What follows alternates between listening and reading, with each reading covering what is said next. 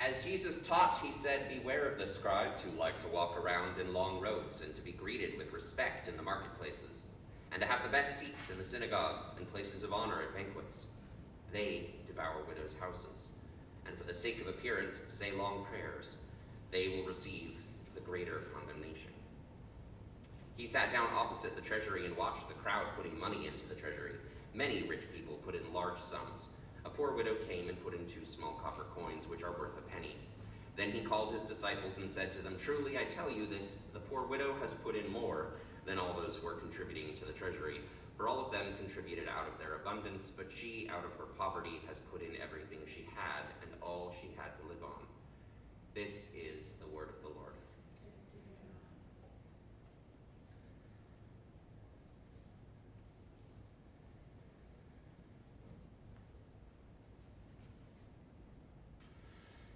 The story of the widow's mite, as this is often called, and this little story in the Gospel according to Mark here, and also retold in Luke and Matthew.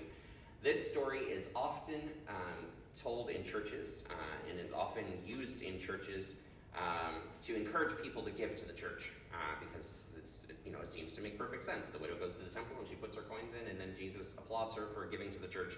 And so it's very easy for pastors to read this passage and then be like, this is a perfect stewardship Sunday sermon. Everybody come give money to the church, just like the widow. Be like the widow and give money to the church. But this reading of the passage unfortunately misses a lot of the depth of the context behind what was going on in this passage, and actually misunderstands what Jesus is saying here. Because Jesus is not a fan of the temple institution, so he certainly isn't saying, "Hey, everybody, be just like the widow, go give your money to the temple." Jesus actually just spent the passage right before this one turning the tables over at the temple and criticizing the temple for being a den of thieves and robbers. He then told a bunch of people around him who asked him about paying their taxes to Caesar, about paying their money, their tithes to the temple, that they should give everything to God because it all belongs to God. And then in this very next passage, he predicts that the temple is going to be torn down, not one stone left on another stone. It's going to be removed entirely, the temple itself replaced by a new community of people who are going to share. Jesus is not a fan of the temple institution. And indeed, in this very passage here, he gives us a hint as to why he's not a fan of the temple institution. He talks about the scribes in long robes who like to go around and sit in places of honor and to be accorded esteem by everyone. And he says something important in this passage. He says, "They devour widows' houses." What does he mean by that? I mean, he's not talking about Hansel and Gretel-esque situation where like gingerbread houses and they're going around eating the widows' homes, right? That's not what he means. What he means is that these are men of means who, by their position in society and by the sort of pressures they apply, they end up driving people into houselessness, particularly vulnerable people, widows, for example. They drive people into houselessness by a variety of means. One variety of means is by indebting them to the point where they can no longer manage to maintain the property, and though the property ends up being used as collateral in a loan, which then gets claimed from them. In other words, through foreclosure, right? Foreclosing on widows' properties. This is one way in which they take widows' homes from them, drive them into houselessness that's there. And Jesus, in other words, is criticizing an institution that he sees as complicit in a process of putting a wedge between people by separating people between wealthy and poor and taking away from the poor in order to enrich the wealthy. Jesus, for example, here has something more interesting to say about Zillow than to say about giving to churches. I don't know if you're familiar with Zillow, but it's an app. It's sort of a company that specializes in real estate, and you can look online and you can see what houses are for sale around you and stuff. And lots of people apparently are using it nowadays as like a guilty pleasure. Like you can just go look through the photos and be like, "Ooh, that house is amazing. Oh, look at that fireplace. Oh, wouldn't that be cool to live there?" But Zillow has, for the last couple years, been buying up houses, lots of houses, in all of the cities across America, and then with the goal of like accumulating a mass amount of real estate that they can then drive the housing market up, keep the prices high, and sell the houses high. And they're not alone, they're not the only corporation doing this, but what has happened is that we have a situation where housing prices are absolutely crazy all over the country, but they're crazy here as well. The average house price in Portland right now is $550K, which is just way too high considering the wages and of what people make in this area. Like, you can't live in this area on what you make in this area and also own a home. It isn't feasible for a lot of people. And so the housing prices have been driven up by a lack of stock. That is, corporations basically are buying a bunch of houses, but then selling them slowly, little bit by little bit. They're keeping a whole bunch of houses off the market so that the number of houses on the market means that the demand is high, the supply is low, and the prices continue to be really high. It artificially drives the prices up. It's similar to what happened back in 2007, 2008, when the housing market crashed then, and the whole bubble happened, and then the economy collapsed for a while. I don't know if you remember that, but it wasn't very good. So this sort of thing is a repeated cycle in the United States, and the United States didn't invent this, but it's something that we can see in the text here, right? Jesus is talking about people taking away other people's property, driving people into homelessness in order to get rich off of it somehow, in order to develop wealth off of it. Jesus is condemning that behavior there. And he sees the temple as complicit in this. So why would he see the temple? What does the temple have to do with this whole thing? Why houses are going up?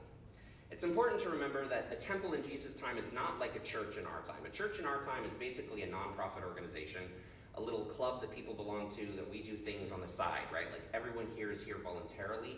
None of you have to be here by obligation socially.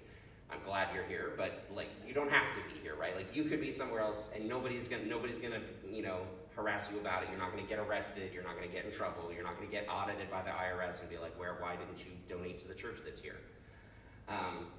But that was true in Jesus' time. The temple was the core institution in society. It was where taxes were collected for Caesar. It was where the market happened. It was where you made trades and negotiation with people. If you had to settle something in court, that's where you went. You went to the temple. If you had to sit before a judge, if you were going to be put on trial for something, it happened in the temple. If you were a merchant and you just come to town and you needed to exchange your coins for different denominations, or you needed to sell your things, you would go to the temple to do it. Everything kind of was centered at the temple and had to be part of the temple. So the temple in Jesus' time was less like a church and more like Wall Street and the governments and everything kind of all rolled into one. It was the central civic building of the society. So Jesus criticized the temple because the temple is where all of this economy stuff is happening, and it's where the exploitation is occurring. Furthermore, Jesus criticizes the temple because the temple should know better. They have in their texts the concept of Jubilee. Jubilee is a law in Leviticus and Deuteronomy, which says that every 7 years, or in the Deuteronomy version it's actually every 49 years, but periodically, the temple is supposed to clear all debts, which means the temple is supposed to say, hey, you owe some money? No, not anymore. Debt forgiven. And also, the temple is supposed to return back to the original families and owners whatever property got encumbered or brought up in those debts. So, for example, this widow in this story here, who is in danger of losing her house because she can't afford to live and eat, and so this wealthy scribe has loaned her money with the house as collateral, and now because she can't pay back the loan, the scribe is going to foreclose on her house. Well, if the temple was doing its job, the temple would come in there and go, actually, it's been 7 years, so guess what? The debt's wiped clean. The scribe, you have to give back the title to the house to the widow. It's back to her. It's her house now. And it was all supposed to get reset every 7 years. That's how the law was supposed to work in there. And Jesus is mad at the temple for not doing its job in redistributing the wealth of the society in such a way that everyone has what they need to survive. So, this passage, unfortunately, as much as I would love it to be about, hey guys, give to the church, isn't really about saying, hey guys, give to the church. This is really about the community having a job to figure out how to make sure everyone's needs are met, to figure out how to make sure that everyone has enough housing, has enough food, has enough health care, that nobody is being exploited, that nobody is being robbed by their society. Instead, it's the job of this community to try to make things right. And Jesus commends the widow for her giving, not because he thinks you should give to the temple, but because he says the widow gets the underlying contract here. The widow understands that the underlying contract here is really no wealth, no property, no money belongs to anyone. It belongs to all of us, and we're all supposed to figure out a way collectively to figure out how to share it in such a way that everyone's needs are met. And he criticizes the scribes who are giving more than the widow, technically, like they're giving larger sums than the widow. He criticizes them not because, he wants them to give even more per se, but because they don't get the underlying premise of what's going on here. They don't understand. They think that they're generous for giving money, when Jesus is saying it's not your generosity for giving money, it's your obligation to make sure everyone around you is cared for. That money isn't your money, it's God's money. That property isn't your property, it's God's property, and it's therefore your job to make sure everyone around you has their needs met. And if they don't, while you have more than you need, then you're committing a sin.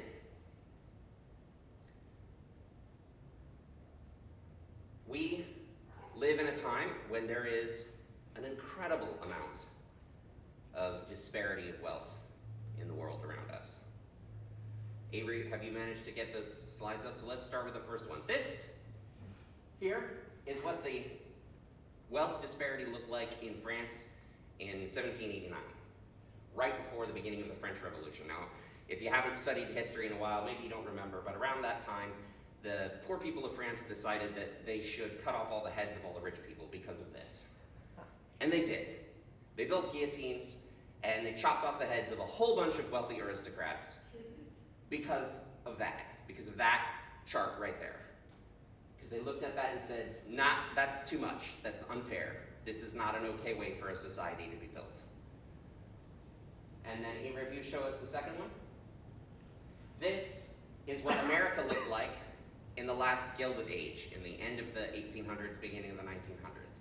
That was the era of Rockefeller and Hearst and all of the famous, really wealthy robber barons who built the railways across the US and things like that. That was the time period of mass housing encampments in where there were a lot of poor people in bread lines. That was when child labor was common in the US, when their labor unions were just getting started, and they were often getting brutalized and beaten and attacked. You might not have heard all of the stories, but it was common, for example, in that period of time for labor union or employers to hire private mercenary armies to attack labor unions. In Virginia, for example, they brought Gatling guns and mowed down a bunch of coal miners.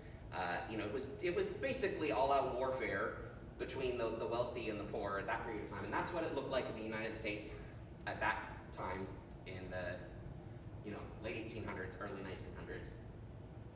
And then let's go in here. This is what it looks like today. Or actually, a couple years ago. It's a little bit worse than this now, to 2018. This is what it looks like right now in our country. It's difficult to grasp how vast the gap is between wealthy and poor right now. It's difficult to recognize it, and many of us live in an economic bracket where a lot of us might be in the second or third quintile, whatever. Like we're often people would consider ourselves sort of middle class there, but to recognize that the distance between middle class and wealthy is so enormous that there's all of these different statements being put out or released that you might have seen at various points if you pay attention in the media or if you pay attention in social media, that are things like if you earned $100,000 a year starting from the pyramids in ancient Egypt, and you saved $100,000 a year from then until today, you would be half as rich as Elon Musk. Things like that, if you there's one I've seen that was like, from the point that humanity evolved 300 years ago, if you made $1,000 a day, you would still not be as wealthy as Elon Musk is today. So like the levels of disparity are just difficult to imagine. Like it's incredible amounts of money we're talking about, incredible vast sums of money we're talking about.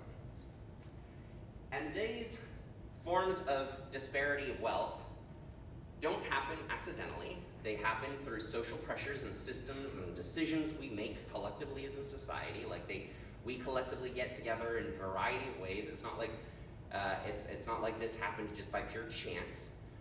This happened over time and sort of systems that we set up. Nor is it like nor am I implying that this happened by nefarious design, that some individual, like I don't think Elon Musk himself is that responsible for why he got to be so wealthy. I don't give him that much credit. I mean, I think he's probably a plenty smart guy, but I think he mostly got lucky there. But the point is not that this is some sort of nefarious evil design of individuals, but that this is a society that we built. We built this. We can change this. Just like the society of Jesus' time built the temple, and they could have changed it, and ultimately they did. The temple got torn down and the system got replaced. We can change the way our society is structured. And right now, there's a big public debate over that sort of how are we going to structure our society going on in a variety of ways. Avery, you can take the slide down, thanks. That public debate is happening in a couple ways. In the immediate moment, there was a big meeting in Glasgow, in Scotland, that's happening where the nations of the world are getting together to discuss climate change and discuss what to do about climate change. Now, climate change is fundamentally partially about what do we do with our resources. The question that's facing the world, a significant part of the question that's facing the world is how are we going to face this challenge and who's going to pay for the costs of doing it, right? Right now, the people who are paying for the costs of it disproportionately are the poorest people in the world because they're paying for it in the form of all of the disasters and things that are happening. Most of the storms, most of the droughts, most of the lack of agriculture and the things that are getting ruined by climate change are happening in poorer regions of the world. So our lack of addressing climate change, our lack of changing things, isn't meaning that we're not paying for climate change. It means that we're putting off the payment, we're forcing it onto other poorer people by ignoring the reality of how that is. Now, that doesn't mean that wealthier people will get to ignore it. It's going to get to all of us eventually in a variety of ways, and already is.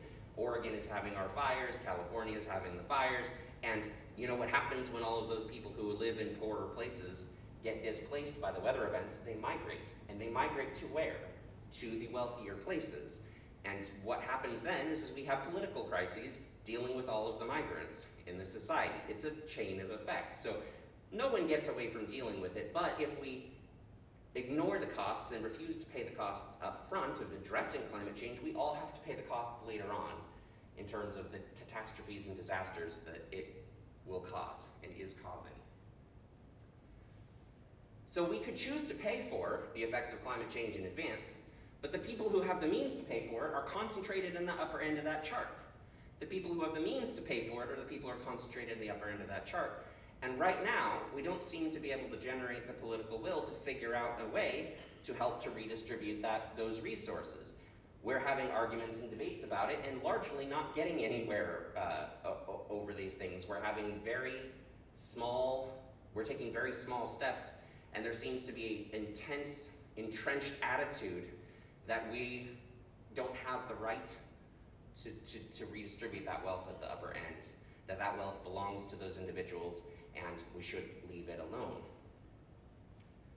And here, I would like to return us to the text, because Jesus here would disagree with people who say that wealth belongs to those individuals. Jesus fundamentally believes in the ethic of Jubilee. He believes in the ethic that's underlying the ancient laws of Deuteronomy, which say that ultimately everything that is created comes from God. Everything that exists comes from God. Our very lives, our very breath, everything that we are depends on God. Nothing we have or are came about without God's support and God's constant providential care. and therefore it all belongs to God. And God's desire and will in the creation was that those things were for all of God's creatures. When God created humanity, God put them into a garden where everything was sustained, and everyone who lived in that garden and everything that lived in that garden was cared for. There was enough for all things. That remains true. There is enough. Sometimes it feels like there isn't, and we fear it, but it's an artificial scarcity. It's an artificial scarcity because of that chart, because of how we've distributed the resources, not because of the overall quantity of resources. There's more food than we need to feed humanity. Every year, we've never run short. We have more food than we need. The problem isn't in producing the food, the problem is in distributing the food. We have more resources to handle the problems that America is dealing with: education, healthcare, roads, climate catastrophes. We have the resources to handle the problem. The problem isn't in having the resources, the problem is in how we choose to distribute the resources. And if we're able and willing to figure out better ways to distribute the resources, these problems are addressable. And that isn't just on the big global scale, it's also on the local scale. There are more empty housing units in Portland than there are houseless people. It's not even a hard problem, right? That's the thing. Mathematically, it's an easy problem. The challenge of the problem comes into generating the collective political will to figure out the technicalities of how do we do this? How do we distribute this housing in a fair way that helps people out? How do we do this in a way that we meet people's needs and build a better city and a better community? We could do that. We could do that. And saying that we can't do that, that it's an impossible hill to climb, is just resigning ourselves to the status quo in a way that is hurtful to people who are presently suffering. And so I hope that we are not like the temple institution in Jesus' time. Jesus didn't see much hope for the temple. Jesus is like, that temple's just going to get dismantled. It's not going to do its job. It's not going to distribute the resources in a way that the widows can eat and the widows can keep their houses. Then the temple's got to go. I hope that we're better than that temple institution, and I don't think our institution has to be utterly dismantled. I think we can do better than the temple did back then. But I think it's also pretty clear that if the people who are supposed to be caring for society, if the institutions that are supposed to be caring for society don't do their job, God doesn't prop those institutions up forever. Ultimately, the temple will fall. Ultimately, our social institutions are temporary too. They can come down, just like they did in France in 1789, when the aristocracy was taken out, just like they did in AD 70 when the temple in Jerusalem was destroyed. The institutions of Portland or the United States are not permanent necessarily. If we want them to last, we have to structure them in a way that they care for people and sustain us. May we find the collective will and courage to do that. May we have the patience and the willingness and openness of mind to try to persuade our neighbors so that that kind of work can happen. And may when it comes our turn to do our part, to make sure that we are sharing our resources with one another, that we do so the way the widow did, freely and graciously, trusting in God. In the name of the Father, the Son, and the Holy Spirit, all glory and honor be unto them. Amen.